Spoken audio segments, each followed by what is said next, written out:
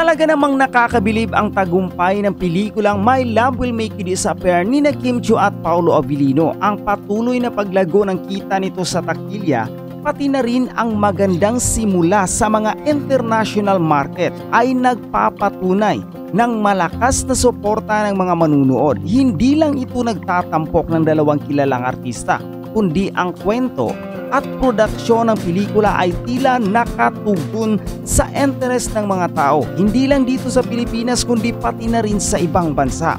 Ang mataas na opening day gross ng 40 million pesos at US 200,000 sa North America ay isang magandang indikasyon na ang pelikula ay patuloy na magtatagumpay sa mga susunod na linggo.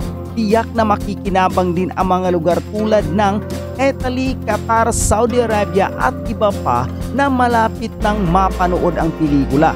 At ang pagiging highest first day grossing local film sa 2025 ay isang malaking milestone na tiyak magsisilbing inspiration sa iba pang mga producer at filmmaker. Hindi tayo pwedeng mawalan ng another quick Kim Pao update, lalo na at bukas walang pasok. So mga chika, simulan natin yan sa ginawa ulit na pagbisita ni Kimi tsaka ni Paolo sa iba't ibang mga mall kahapon, okay? Day 2 nung release nung kanilang pelikulang My Love Will Make You Disappear. Ngayon mga chika, I saw the video kasi actually nung March 26 pa lang, marami na silang mga binisita, okay, na mga nagpa-block screening, di ba? Sabi ko anong nakaraang vlog ko, iba't ibang mga Kim Pao groups, Kim Pao community, nag-join forces mga kachika para makuha or ma-occupy yung iba't ibang mga sinihan.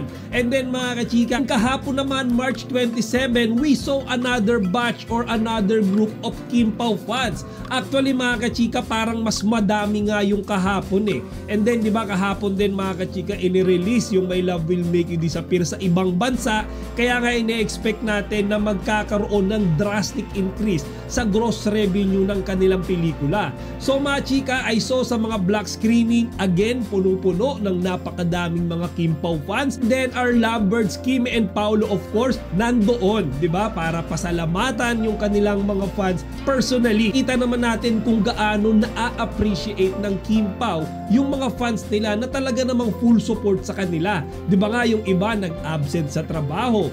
Yung iba mga kachika actually 2 beses nang nanood sa sinihan kasi napanood na nila nung March 26 and then nanood ulit sila nung March 27. Actually mga kachika, hindi lang mga fans yung nakita ko na nagpa-black screening yesterday kasi I saw this picture kung saan makikita natin yung mga personal friends, okay, ni Paolo Abilino, I think doon sa kanyang gaming hobby kung saan nagpa-block screening din yung mga ito. Nakakatuwa tignan mga kachika, it's good to know na talagang full support, okay, hindi lang mga fans kundi pati mga kaibigan ni Kimi tsaka ni Paolo sa kanilang pelikula.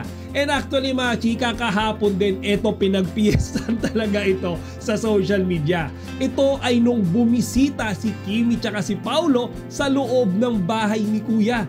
Tama narinig nyo mga chika, maski ako nagulat dito. Kaya naman nung nakita ko tong balitang to mga chika, nag-search ka agad ako. And totoo nga, di ba kala ko nung una fake news. So mga kachika, pumasok ulit si Kimi sa loob ng bahay ni Kuya and this time kasama niya na si Paolo Abilino. So dyan nga mga kachika, makikita natin kung paano sila nakipag-bonding sa mga PBB housemates. Merong eksena dyan mga kachika na pareho silang kumakain ng pagkain. Okay, parang pinatikim sa kanila mga kachika nung mga housemates doon yung luto nila, tapos sila yung parang nagjanjan siya lasa. So mga chika, and then meron din doon yung parang nagkaroon sila ng time para magkwentuhan, tawanan, and then yung pinag-uusapan nila is love life. So mga chika, ang nakakatawa dyan, dun sa part na yan, si Kimi talagang iwas na iwas siya kapag tinatanong yung love life niya. Pero mga kachika, kapag siya naman nagtatanong sa love life ng iba, aba, tawa siya ng tawa dyan. And then si Paolo rin mga kachika, no, nakakatuwa na nagtatanong-tanong din siya, di ba, sa mga love life ng mga PBB housemates dyan. So overall mga kachika, naging masaya yung pagbisita ng Kim Pao sa loob ng bahay ni Kuya kasi tuwang-tuwa rin sa kanila yung mga housemates eh. Actually, yung mga girls dyan, kung titingnan nyo mabuti, talagang ang lagkit ng tingin kay Paolo. Hindi ko naman sila masisisi kasi talaga namang napaka-pogi ni Paolo nung pumasok siya dyan yesterday. Pero of course mga chika, binabantay naman siya dyan ni Kimi. Actually, kahapon nga rin mga chika, no? So if you post from Kimi herself, kung saan parang nagre-reminisce or balikta daw siya doon sa mga panahong nasa loob talaga siya ng bahay ni Kuya. Diba? Nung first PBB Teen Edition. Sabi nga dyan ni Kimi Machika, it's almost 20 years na daw since nung siya ay pumasok sa bahay ni Kuya. At syempre, nung tinanghal siya na first PBB Teen Edition big winner. Kaya naman we all know kung gaano kalaki ang impact ng Pinoy Big Brother sa karir ng ating Chinita Princess. And of course mga chika, our last update for today, ang ating mga lovebirds ay bumiyahe na papunta sa Los Angeles. So para sa mga hindi nakakaalam mga chika, March 28 ang first day screening ng My Love Will Make You Disappear sa Amerika at sa Canada. So syempre pupunta si Kimi at si Paolo para i-promote doon ang kanilang pelikula. Syempre mga chika, iba kasi yung dating talaga kapag personally silang bumibisita. Ngayong araw nga lang mga chika, no, ay namataan natin sila na nasa airport. Based doon sa mga video, mukhang hindi sila sabay dumating mga kachika. Or maybe sabay silang dumating pero hindi lang sila sabay pumasok. Papasok ng airport. So nauna dyan si Paolo mga kachika, and then after 10 minutes or 15 minutes, sumunod naman ang ating Chinita Princess. Actually, nagpa-unlock sila ng mga short interviews dyan, and then dumiretso na kaagad sila papunta sa kanilang flight.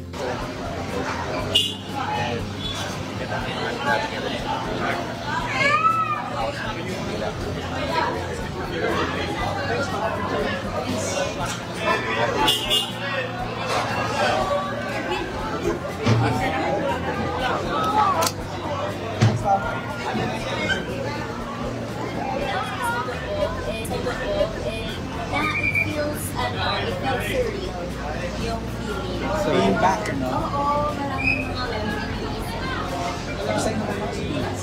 Okay sila. Alam mo, yung mga iba yung feeling din sa loob. Parang kakaiba. Sabi ko kay Kuya, parang iba-iba. Unique yung mga housemates. Can picture lang, please. Hayaan niyo siya! Most likely, sabay yung flight nila mga kachika. Siguro isang eroplano lang yan. Hindi man natin sila nakita na magkasama or sabay dumating sa airport kanina. Pero most likely yan mga kachika, isang eroplano lang sasakyan nila at sabay naman silang darating sa Amerika. O mga kachika, mahaba-haba ulit na biyahe yan. Like before, I think more or less 14 hours ulit mga kachika yung itatagal nung biyahe nila papuntang LA. So definitely, mahaba-haba rin yung kulitan at bonding time nilang dalawa dyan. So sa ngayon, syempre abang-abang lang muna tayo for further Kim Pao update once na sila ay lumapag na sa Amerika. Once na magkaroon tayo ng panibagong update dyan, paniguradong babalitaan ko agad kayo. Ang balitang ito ay isang magandang halimbawa ng matagumpay ng pelikulang Pilipino sa mga takilya, hindi lang sa Pilipinas kundi pati na rin sa international market. Ipinakita nito na ang mga local films ay patuloy na kumikita at nakakakuha ng atensyon mula sa mga manunood sa ibang bansa. Lalo na ang mga overseas Filipino workers o OFWs na matagal nang naghihintay ng mga pelikula mula sa Pilipinas. Ang magandang takbo ng My Love Will Make You Disappear ay nagpapakita ng lakas ng fanbase ni Kim Chiu at Paolo Abilino at kung paano nila naabot ang mga global audiences. Bukod pa rito ang malaking opening day gross ng pelikula, 40 million pesos sa Pilipinas at $200,000 sa North America ay patunay ng malawak na suporta mula sa publiko. Ang pagiging highest first day grossing local film sa taong 2025 ay isang magandang achievement na nagpapakita ng pagpusbong ng pelikulang Pilipino na hindi lang nakatutok sa local audience kundi pati na rin sa global stage.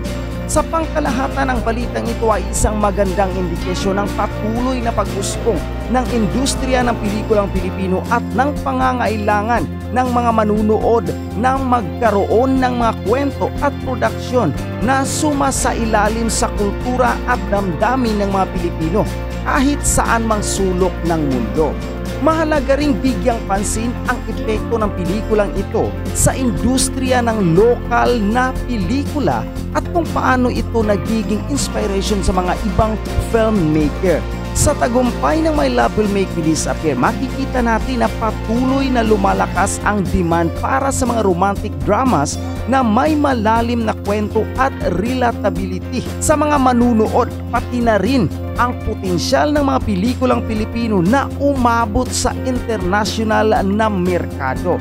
Isang bagay na kapansin-pansin sa balitang ito ay ang pagpapalabas ng pelikula sa maraming international territories tulad ng Australia, New Zealand, Singapore, Malaysia, UAE at iba pang bansa. Ipinakita nito na hindi lang sa mga OFWs ang target audience ng pelikula, kundi pati na rin ang mga manunood mula sa iba't ibang kultura at bansa. Ito ay isang malaking hakbang para sa global recognition ng pelikulang Pilipino. Ang pelikula rin ay nagsisilbing patunay na hindi lamang ang mga mainstream na pelikula ay kayang magtagumpay, kundi pati na rin ang mga proyektong may kalidad na ang layunin ay magbigay ng emosyonal na koneksyon sa mga manunood. Isang magandang direksyon ito para sa pelikulang Pilipino na magpatuloy sa pag-eksperimento at pagbuo ng mga kwento na magugustuhan ng iba't ibang audience. Bukod dito, maaari rin nating tingnan kung paano nagiging platform ang mga digital releases at international screenings upang mas mapalawak ang reach ng mga pelikula. Ang mga pelikula tulad ng My Love Will Make You Disappear ay nagpapakita ng potensyal ng mga digital platform at global distribution network para sa pagpapalabas ng mga Filipino film. Kaya't lumalawak ang kanilang audience sa buong mundo. Sa huli, ang tagumpay ng pelikula ay hindi lang tungkol sa kita, kundi pati na rin sa pagpapalaganap ng Filipino culture at storytelling sa mas malawak na audience.